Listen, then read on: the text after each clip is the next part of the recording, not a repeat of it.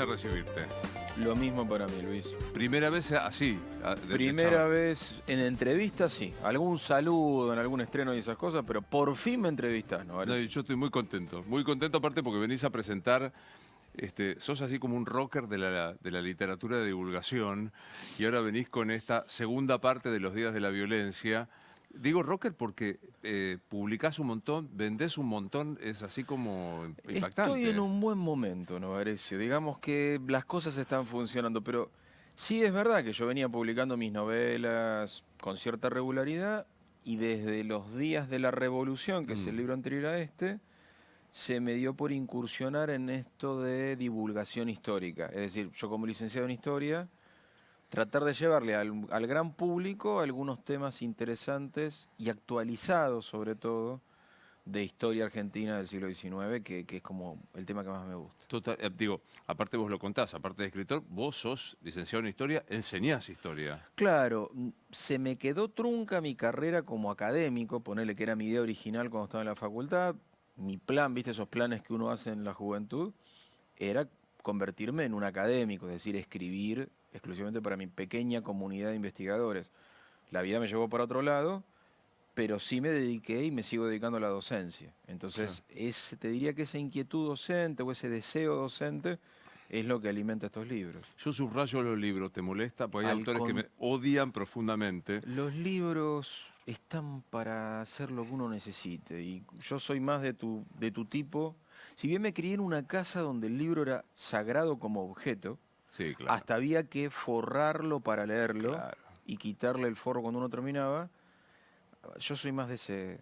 Marquémoslo, la vida es corta.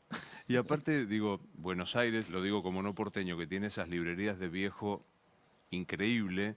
A mí por ahí me gusta comprar libro y ver qué subrayó con Gonzalo Heredia. Una vez hicimos una charla y yo había subrayado el Alexis o el Tratado del Inútil Combate de Yursenar.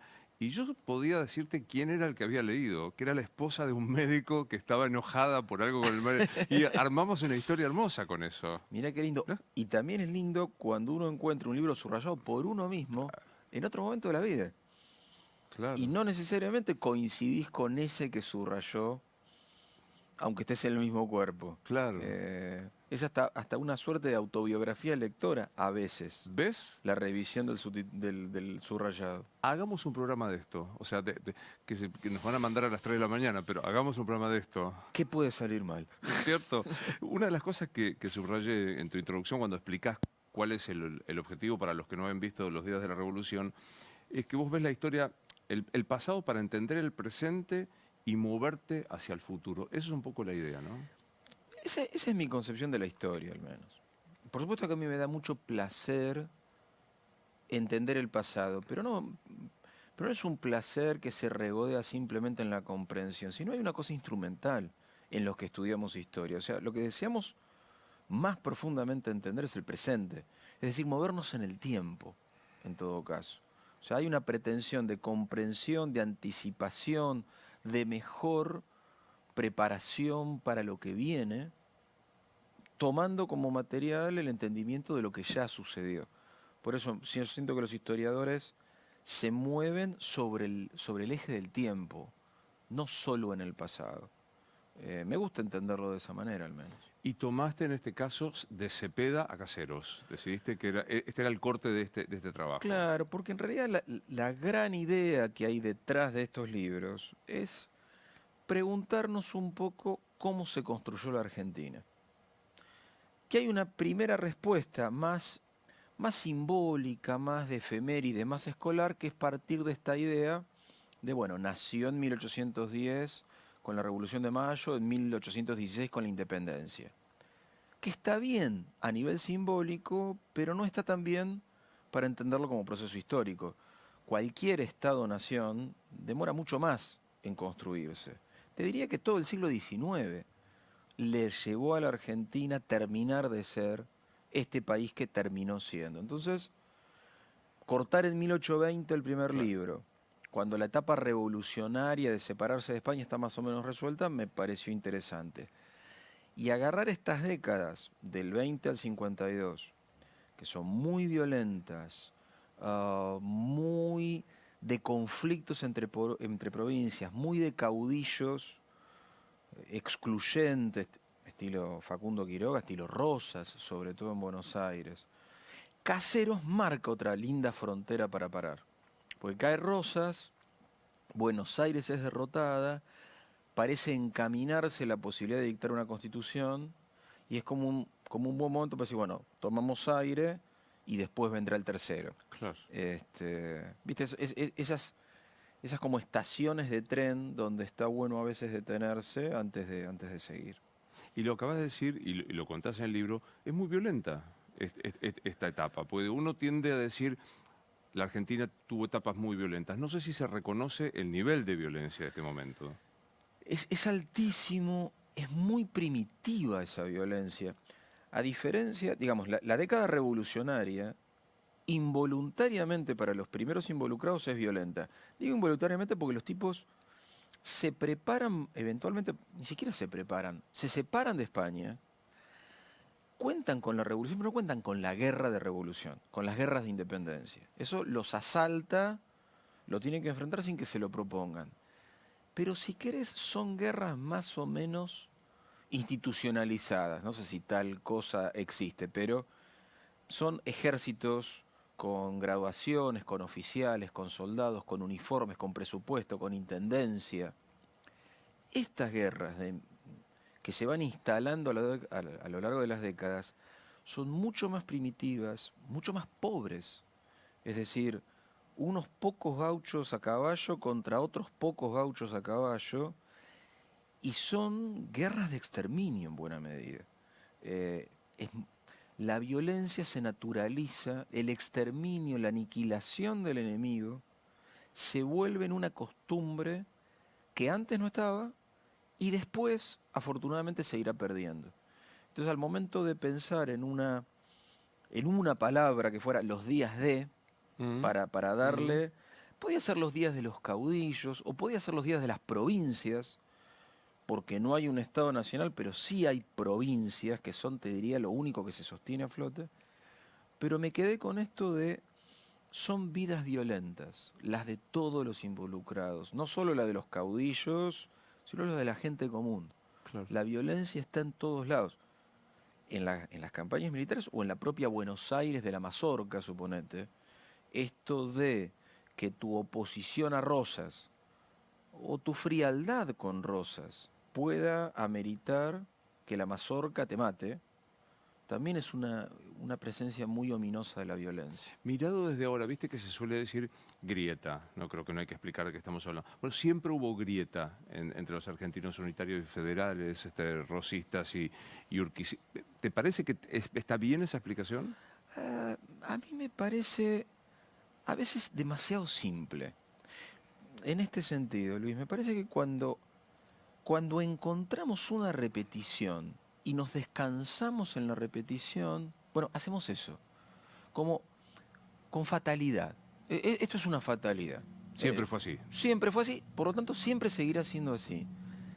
Y te diría que es verdad que este es un periodo extremadamente faccioso de unitarios y federales, pero también entre distintos federalismos. No es lo mismo ser federal de Buenos Aires que ser federal del litoral o ser federal del interior. No tiene nada que ver. Pero ponele, la época posterior, si querés que nos vayamos de este periodo que sí es muy faccioso, una vez derrotado Rosas, y aunque Buenos Aires no se quiere integrar con las demás, hay un proyecto común que comparten todos. Urquiza, Sarmiento, Alberdi, Mitre, Valentina Alsina. Esto de, ¿vamos a ser capitalistas? Sí. ¿Vamos a juntarnos con el mercado internacional como productores de alimentos? Sí. ¿Vamos a conquistar los territorios indígenas? Sí. Quiero decirte, se pelean, se separan y se enfrentan, pero hay una matriz que comparten. Hay una idea general que comparten.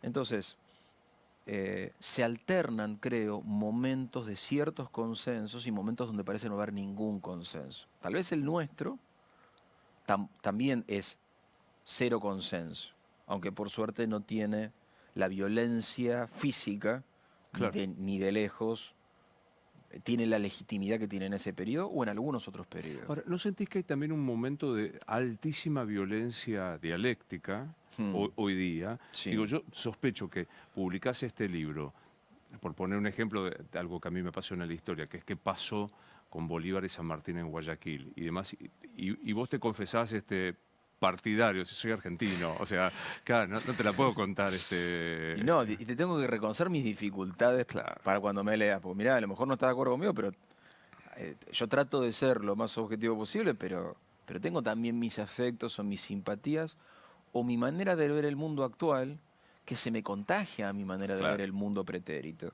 Ahora vengo a la violencia ahora. Sí. Solo generé este encuentro para que me explique qué pasó en Guayaquil entre Bolívar y San Martín. Mira, No hay testigos, pero estás vos, así que me vas a contar lo que pasó. mira, yo te lo puedo contar desde mi manera de entender la historia, que es actores colectivos moviéndose en un sentido o en otro, más que individuales.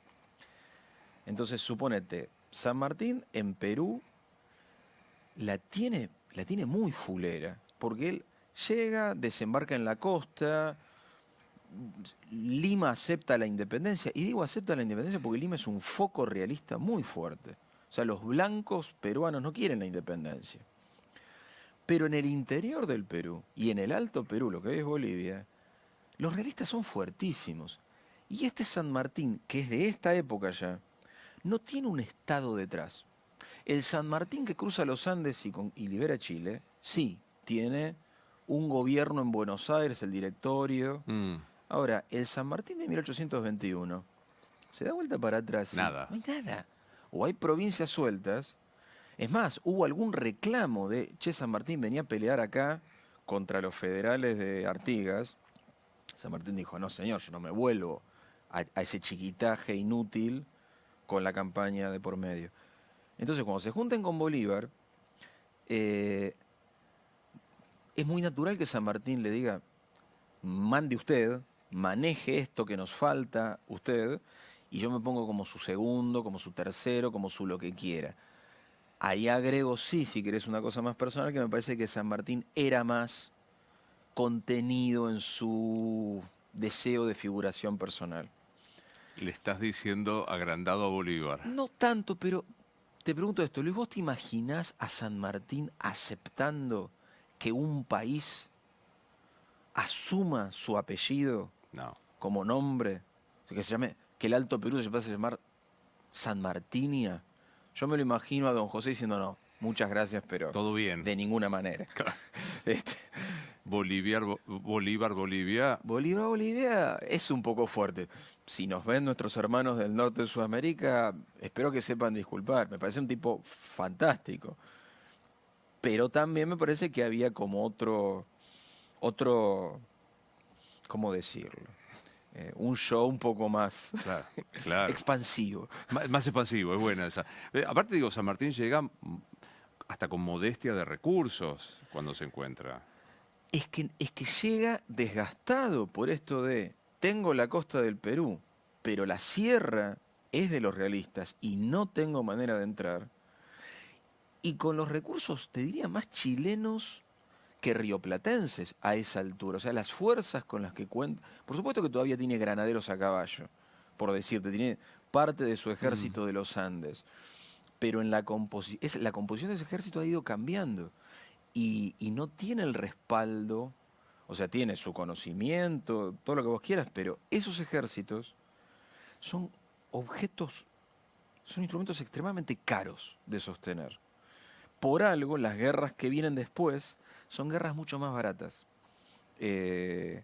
En países latinoamericanos mucho más pobres que en el momento de las independencias, porque el descalabro de la guerra empobrece totalmente estas economías durante muchas décadas, la guerra se sostiene, como te decía, 200 gauchos de un lado, 200 gauchos del otro, todos a caballo, con lanza, arma blanca y a la carga. Y aquel de las dos montoneras que aguanta mejor la carga gana. Y los que pierden, probablemente pasados a cuchillo. Los que no hayan muerto en la batalla, ejecutados como reces. Así es. Es una época Heavy. muy heavy, muy No, heavy. yo te decía por el tema de la grieta de hoy, mirá, vos planteás la historia como, a ver, veamos el pasado, desde el presente y para saber un cierto camino hacia el futuro. Acometés Rosas que hoy día sigue generando grieta. ¿Cómo te desembarazás con lo potente que es la grieta? Porque digo, abrís Twitter, mirás Sí. Instagram.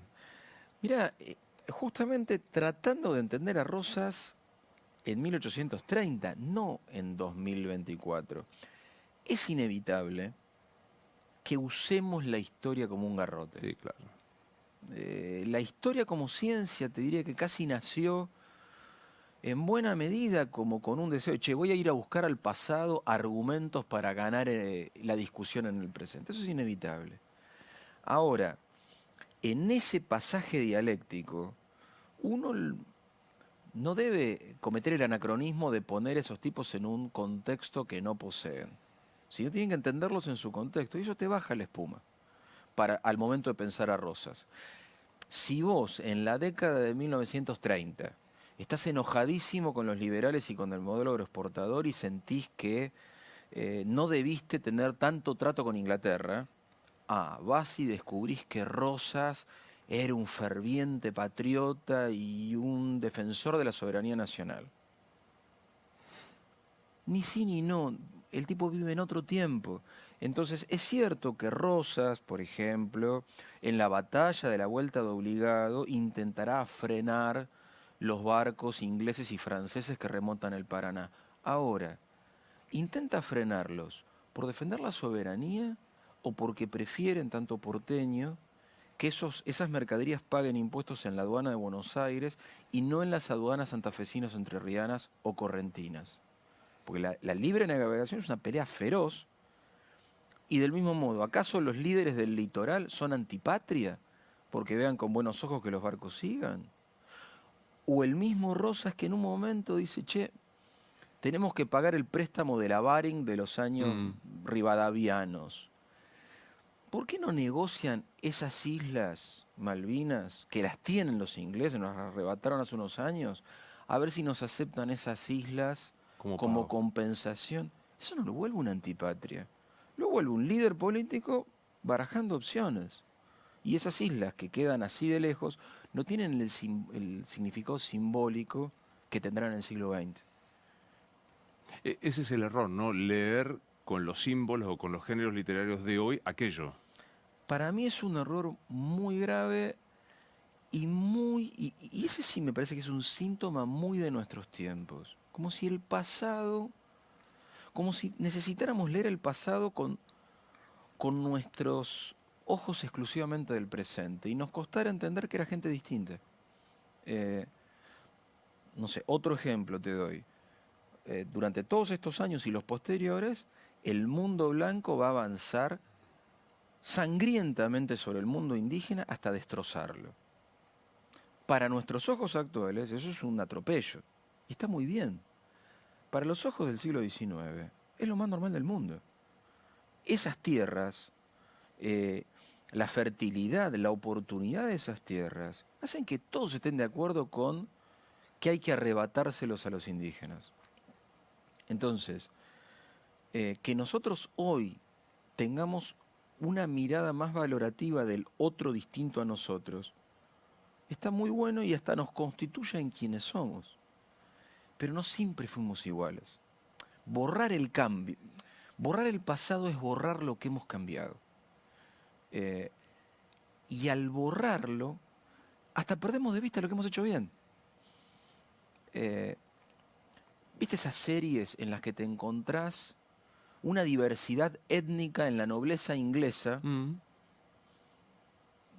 absolutamente inverosímil?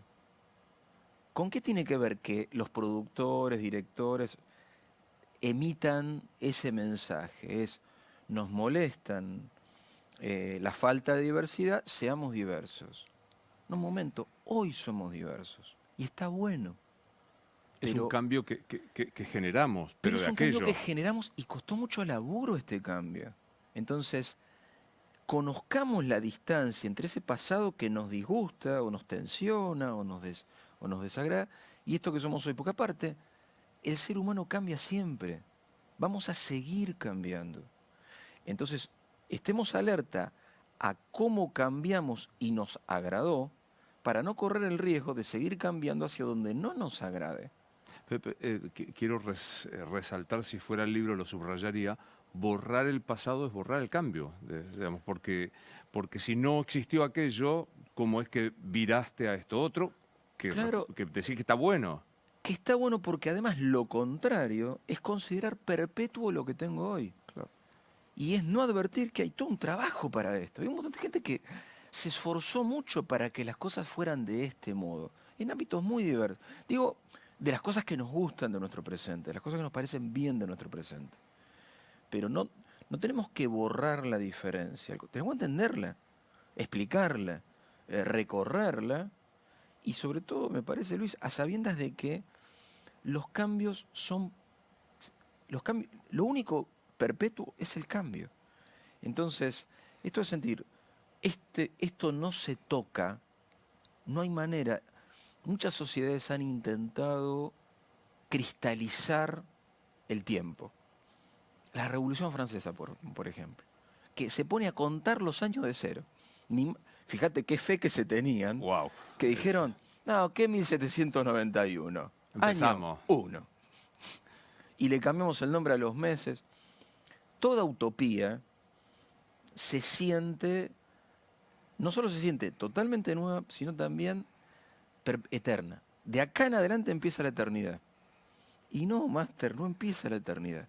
Las cosas van a seguir cambiando. Pero si lo tenés en cuenta, podés estar como atento a, che, pará, está bueno que sigamos cambiando por acá, pero no está bueno este otro cambio que estamos viviendo.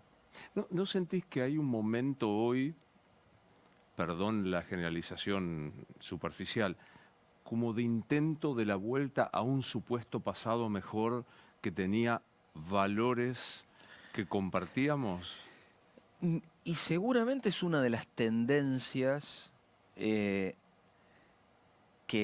están hoy en día, digamos, así como hay una apuesta por un presente perpetuo a quienes no les gusta este presente o ciertas cosas muy claves de este presente las detestan, se refugian en un pasado, ¿viste cómo es la nostalgia? Sí, claro. La nostalgia siempre te ofrece un pasado que era el paraíso. Borges, Era Paraíso Perdido. el Edén perdido. Hablábamos antes de las valoraciones de rosas que hacen los revisionistas. En la década de 1930, 1940, 1950. Claro, una Argentina que descubrió que el modelo agroexportador no era el paraíso, fíjate, ¿dónde encuentran el paraíso? España, la tradición católica, claro, la nación hispánica, también buscan en el pasado, pero no es que buscan, construyen, porque no es... en esa operación de nostalgia, uno nunca encuentra el pasado tal como era. Encuentra el pasado tal como desearía que fuera el presente, con algunas cositas del pasado y otras que en realidad lo que busca es eliminar algunas cosas del presente que le molestan. ¿Para qué te edito? Porque yo laburo de editor, no te tengo que editarte, pero esta frase es, uno encuentra en la nostalgia, encuentra el pasado tal como querría que fuera en el presente. Y sí. O sea, hay como un acomodemos. Es inevitable, o sea, porque somos seres emocionales. Es inevitable que hagamos estas operaciones, pero somos seres racionales también. Entonces, está bueno que estemos alerta a cuando estamos haciendo esas cosas. Entonces, como yo te digo, estoy escribiendo mínimamente el encuentro entre San Martín y Bolívar. Se sabe poco. Lees autores colombianos, venezolanos, ecuatorianos, te hablan... Bueno, yo desde acá, y a mí San Martín me cae muy bien. Sí, claro. Entonces te diré, pienso esto, pero el que te lo está diciendo lo quiere mucho a don José. Porque aparte es como... es uno de esos grandes símbolos que construimos como nación. En algún momento del siglo XIX, Argentina se dio un pasado también. Bartolomé Mitre, básicamente, además de ser político, gobernador, el tipo fue como el primer historiador serio de la Argentina. Y estaba obsesionado por esto de tenemos que juntar estas provincias, más allá de una constitución, tenemos que juntarlas sentimentalmente. Hay que encontrar un pasado en común, un pasado glorioso.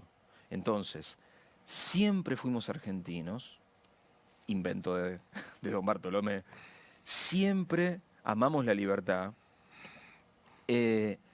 nacimos el 25 de mayo, nacimos el 9 de julio, Belgrano alimentó la primera etapa de la revolución, San Martín alimentó la segunda. Don Bartolomé nos armó el credo básico de la nación, que fue súper importante, no solo para esas provincias que todavía estaban juntándose, sino pensá, Luis, que para 1880, 1890, este país nuevito, nuevito, se empieza a llenar de inmigrantes europeos. Y la élite se desespera porque dice, loco, a duras penas tenemos este país recién estrenado y se nos llena de extranjeros. De nuevo el refuerzo. Con los extranjeros no tenemos mucho para hacer, pero sus hijos van a ir a la escuela. ¿Y qué van a hacer apenas lleguen a la mañana de la escuela? Cantan Aurora, izan la bandera. ¿Cuáles son los feriados de la escuela? 25 de mayo, 9 de julio, 20 de junio, 17 de agosto. Todas fechas patrias. De esa patria pensada por Mitre, y no lo digo como un defecto, sino lo digo como una construcción simbólica, que hoy, 100 y pico años, pues está bueno que la pensemos como Discutámosla, totalmente. Claro, pero, y hasta valorémosla, y pensemos eventualmente, bueno, ¿tendríamos que agregarle algún otro consenso? O a lo mejor hay algunos consensos que se han dado solos. El consenso democrático del 83, ¿quién te dice no sea otro jalón que tenga que ver con nuestra identidad? Ojalá. Es interesante, ¿no? Porque creo que Alfonsín hoy aparece reivindicado, no me acuerdo de quién se lo leí, o sea, ¿qué le pedíamos a Alfonsín? Que restaurara la democracia.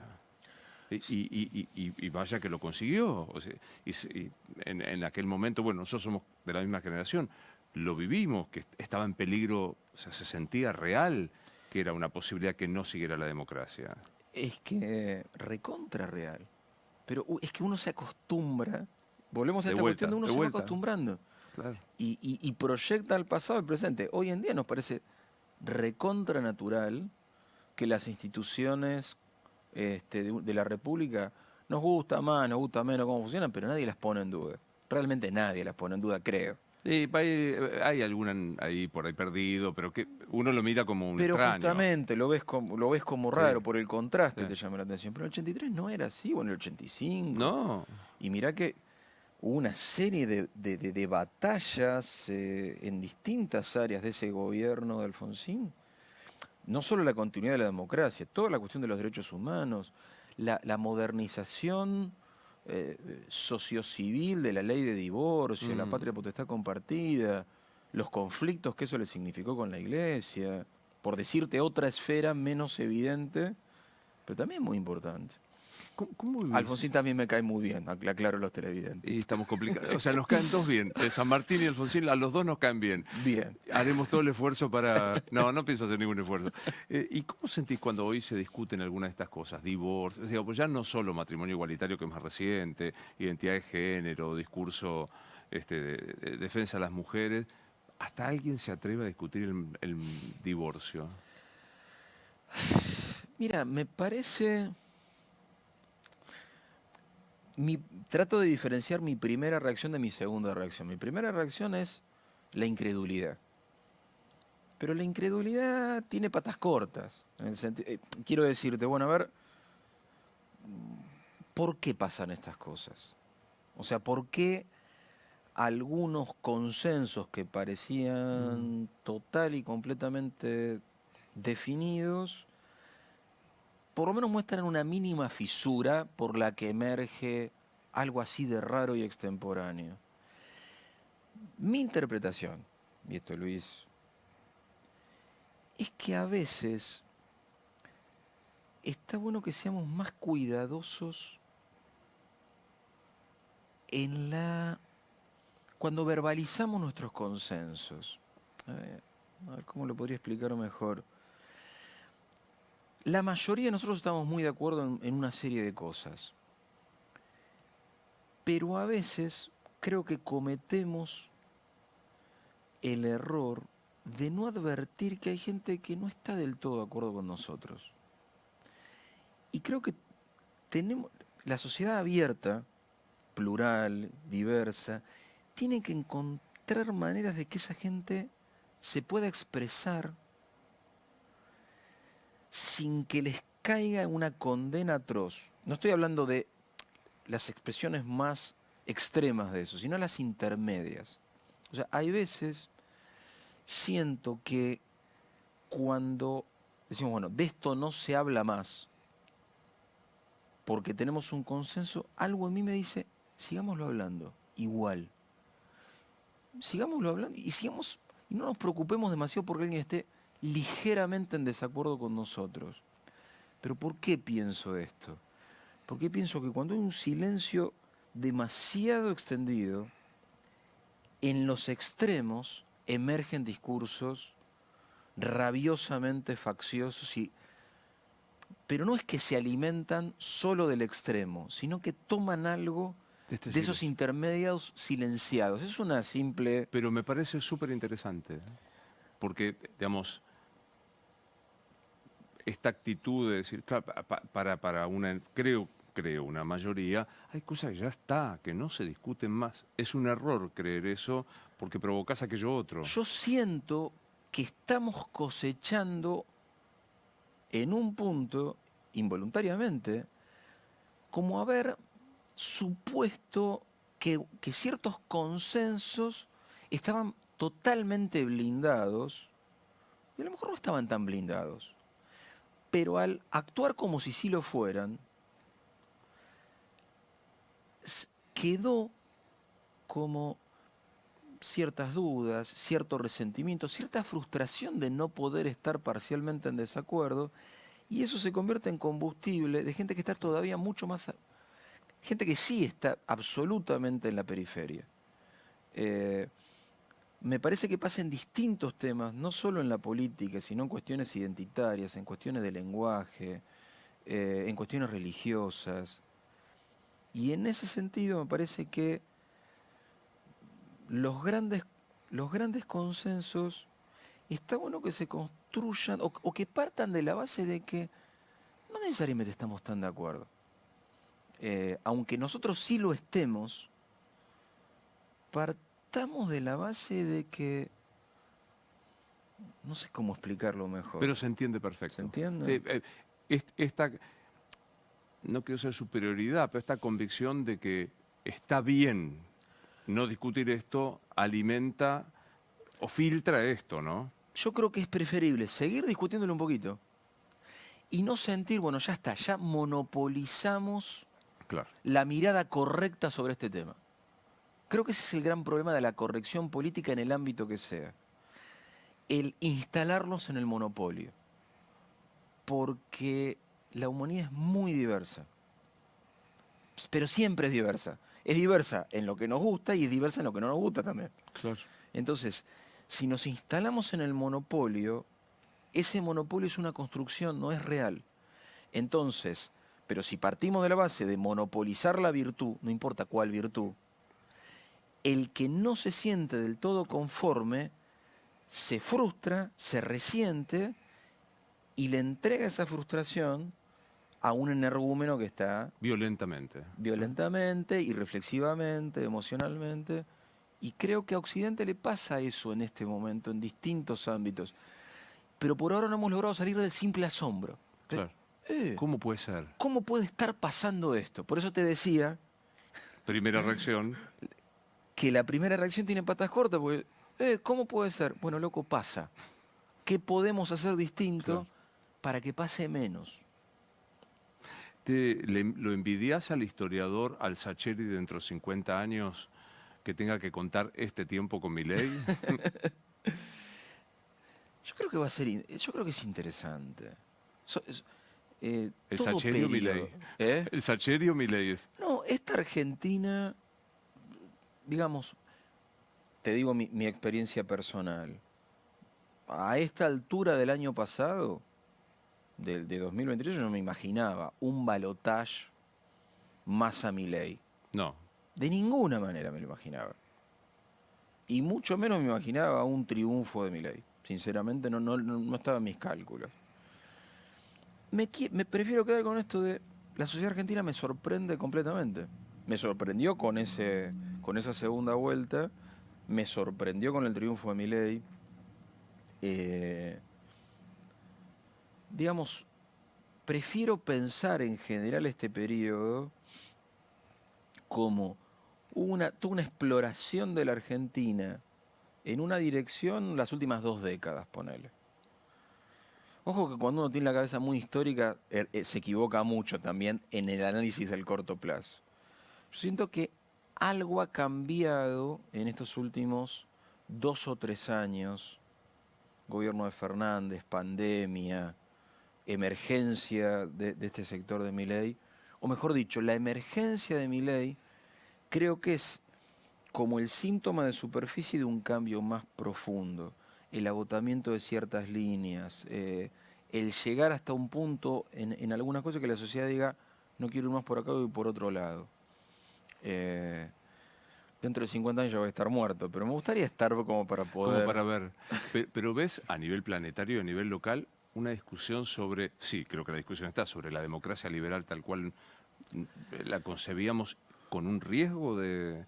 Mira, la veo en discusión en todo Occidente. Veo Occidente confundido. Y me preocupa, porque a mí me gusta mucho Occidente. Parece que donde mejor viven las personas, Claro. su libertad individual, no me estoy vinculando con mi... Estoy hablando de la libertad en serio y Sí, sí. profunda. Es en Occidente. O sea, confieso mi afecto también por el iluminismo, el racionalismo y el avance de la democracia liberal. Es algo que me parece que le hizo bien a la humanidad. Me parece que vivimos mejor eh, de lo que vivían en 1600. La verdad que pienso eso. Y siento que el avance de la democracia liberal es algo lindo, que está bueno para los individuos, para las personas. Me parece que en estos últimos años está medio confundido Occidente. Como en su propia diversidad y en su propia diversidad de intenciones y de búsquedas, está perdiendo de vista lo clave que son las instituciones republicanas como una base. Me parece que después de la Segunda Guerra Mundial hubo cosas que fueron un sólido consenso en Occidente. Y hoy ese consenso no está tan claro. Mirá si no se repite un poco esto que, que- que construiste cuando decías respecto de los consensos sabidos sobre los que se pensaba que no había que hablar más y que parece que en este momento hay que hablar. Estoy hablando de la democracia, si no se repite lo mismo de lo que estabas diciendo, Es ¿no? que, es que probablemente eh, no nos, digamos, no está bueno que contemos con certidumbres. Claro. Nada está garantizado nunca. Eh, es inquietante en un punto sentir que todo lo bueno que ha logrado una sociedad pende de un hilo. Pero pende de un hilo, siempre pende de un hilo. Y hay que salir de la incredulidad y ver qué hacemos, como dijiste, ¿no? O sea, Me parece que sí, y sobre todo, y en el ver qué hacemos, ver también los defectos propios. Digamos, o qué hizo uno mal sintiéndose puro, honesto, bien intencionado, amplio, diverso. Es decir, todos esos valores de los que nos sentimos, eh, digamos, orgullosos, estandartes, ¿qué hemos hecho en el ejercicio de esas virtudes como para que haya gente que esté tan en desacuerdo?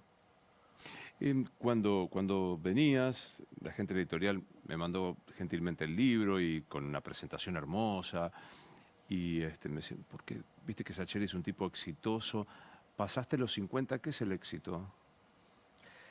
Mira, para mí el éxito no pasa en absoluto por mi profesión. aunque me va súper bien en mi profesión, pero para mí el éxito es que mis hijos crezcan bien, que mi familia tenga un sustento tranquilo y garantizado, o más o menos garantizado. Eso sí es recontra éxito. Te- que estemos todos más o menos con salud. Eh, Claro. ¿Por qué te digo esto? Porque hace, no sé, 25 años yo era el típico profesor de historia con 32 millones de horas en la escuela, 42 millones de horas en la universidad, y yo me sentía una persona exitosa. Aunque no había publicado ningún libro o estaba recién empezando a publicar mis primeros libros. Entonces me parece que el éxito tiene que ver con que esté funcionando aquello que más te importa en la vida. Entonces, si eso está funcionando, creo que uno es exitoso. ¿Quién sos? Mira, Eduardo, padre de dos, esposo de una, profesor de historia, escribo libros y guiones de películas, hincha independiente. Es un poco larga por biografía de Twitter, pero casi que Pero entra. Reba, entra, entra. En el fondo sí, es eso. Pero ojo que me encanta esto de escribir y que a la gente le guste lo que escribo. No es que no me importa, no me voy a poner en, ay, no, a mí no me interesa. Me encanta todas las posibilidades que eso me da. Pero en el fondo, si eso no estuviera, mejor dicho, si esto estuviera pero el otro no, esto no tendría sentido. ¿Cuántos años tienen tus hijos? El varón tiene 27 y la mujer tiene 23. Te dicen, todo muy lindo, papá, me encanta. Me rajo de este país. Ojalá que no. Eh, a los dos digamos, los dos terminaron sus estudios universitarios, los dos tienen laburo. Eh, no es que no lo tengan en agenda. A mí nunca se me hubiera ocurrido a los 20 y pico, sinceramente. Como no era un naipe en mi baraja. Lo tienen, no lo desean, y con mi mujer, la verdad, no lo deseamos tampoco. Eh, Me dolería, no solo en el contexto de esto de extrañarlos como loco, sino yo soy nieto de españoles y bisnieto de italianos. Y en los más viejos de esos antepasados, los que llegué a conocer, había una melancolía del desarraigo que se tuvieron que bancar. O sea, sufrieron para venir, sufrieron para quedarse y prosperar. ¿Qué prosperaron? O sea, este país fue una buena opción eh, para ellos. Pero realmente me da mucha tristeza pensar que 2 o 3 generaciones después, esas mismas familias sientan, digamos, tengan que pasar por el mismo desarraigo y el mismo dolor de emprender el camino inverso. Me parece recontra legítimo, no me voy a poner Claro. en chauvinista de, ay, tenés que quedarte. No, cada cual tiene que hacer lo que siente que tiene que hacer. Eso es Occidente. pero, pero me da como no sé qué de, che, aunque sea por todo ese dolor y esa melancolía, estaría bueno que acá lográramos contener a esos jóvenes y darles una oportunidad. Y si tienen ganas de irse, después vuelvan. ¿Sos de los autores que cuando escriben especialmente ficción, y también no ficción, en realidad están escribiendo siempre de uno? Yo creo que el motor para escribir siempre es algo de lo que necesitas hablar. Aunque en mi caso personal, por pudor o por pensar en el lector, me preocupo porque mi interés o mi necesidad quede también subordinada en la ficción a una historia que te pueda contar. Entonces, que el libro sirva al mismo tiempo para mí, para hablar de eso que necesito hablar, pero para el lector, para hablar consigo mismo de lo que el lector necesita hablar. Que eso uno en los libros que transcurre plácidamente le pasa eso. Vos te quedas hablando con vos mismo. Eh, y fíjate que los libros que nos gustan nos dejan una huella sentimental. No nos acordamos palabra por palabra el libro. Nadie se acuerda un libro palabra por palabra. Te acordás a los lugares a donde los libros te llevaron. Pero esos lugares no son ni la trama ni las geografías del libro. Son lo que vos sentiste mientras leías. Siento que si yo no estoy tan visible en mis libros, eso es más posible. Entonces es cuestión de juntar eso de lo que quiero hablar con algo que a vos te permita tu propio viaje, sin que yo esté como apareciendo todo el tiempo, como autor. Viste que tú una literatura Claro. muy de, acá estoy. A mí tanto no me gusta. ¿Tomaste nota del homenaje a la estética del lenguaje que haces cuando escribís o especialmente cuando hablas? Toda esta vuelta, qué lindo que hablas. Bueno, gracias, Novarecio, gracias. Pero mira que yo escucho, ¿eh? Viste que mi trabajo es escuchar. Sí. Bueno, me crié en una familia atenta a leer mucho, que eso Claro. te alimenta el bocho, y atenta a tratar de expresarse bien. De hecho, mi mamá, que seguramente nos va a mirar, va a estar muy atenta a que conjuguemos bien los verbos, a que no mandemos un pronombre por otro, y lo bien que hace Nilda. ¿Cómo se llama? Nilda. Entra por ahí, Nilda. ¿Qué le decís?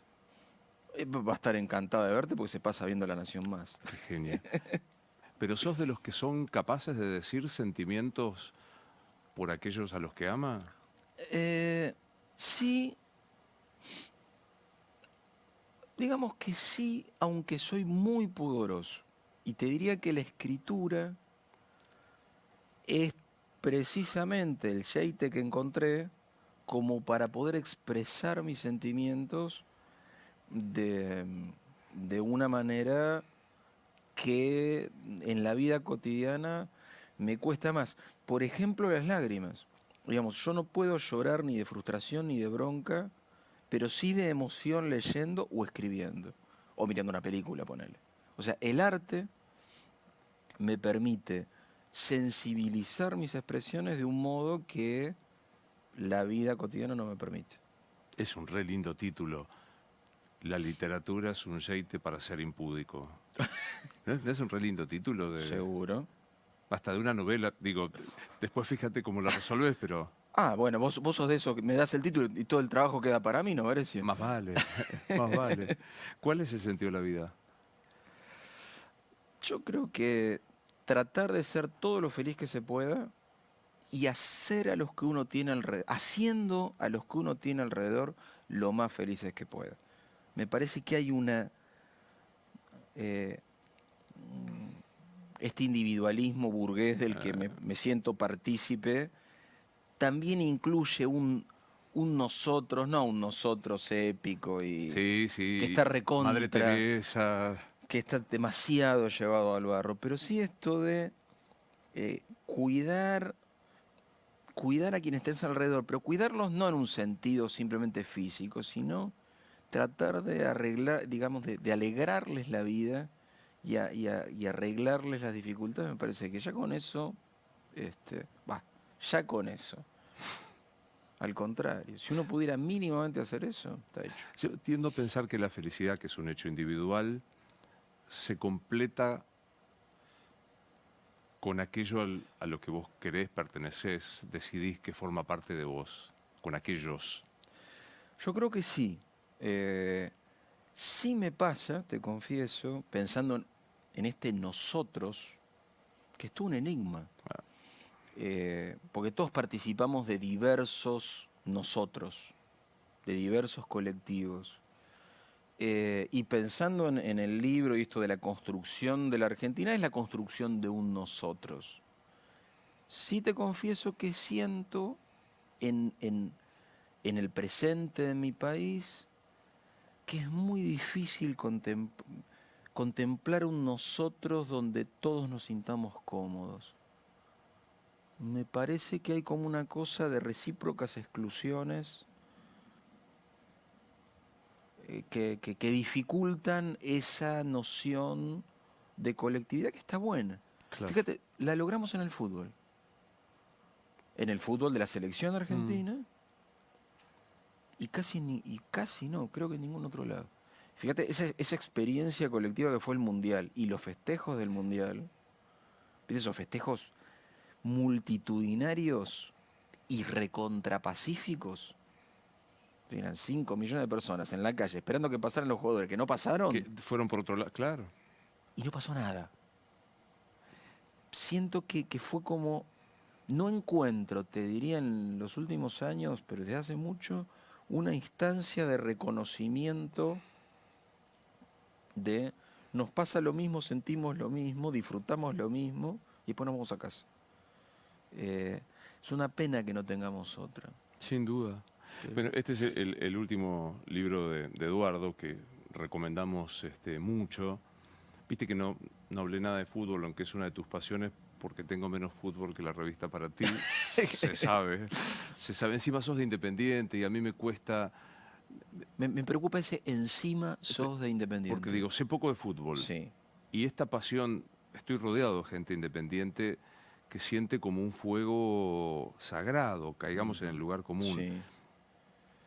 Y yo soy atérmico a a ese fuego, entonces me complica, no sé bien qué tengo que preguntar, sé que Bocchini está bien y no mucho. Bocchini siempre está bien, Claro, me parece. eso lo sabía. O sea, en cualquier conversación, en cualquier situación existencial, uno dice Ricardo Enrique Bocchini y hay algo que se acomoda, ¿No es hay algo que cierto? está bien. Sí. Claro. Es algo que fluye entre el arte, el éxito y el bienestar que nos equilibra, como un mantra. Vos pensalo, en alguna situación de ansiedad, de preocupación, dices Ricardo Enrique Bocchini, vas a ver cómo Se acomoda. algo se va a acomodar. A propósito de Bocchini, nos morimos y ¿qué pasa? Yo quiero pensar que algo pasa. No puede ser que el Homo sapiens lleve 100.000 años intentando entender, contando, narrando un vínculo con algo. Siento que hay algo que está. Pasa que nos queda demasiado grande. Claro. Pero siento que más allá de nuestra incomprensión, hay una intuición de divinidad y de trascendencia que me parece a mí que algo hay.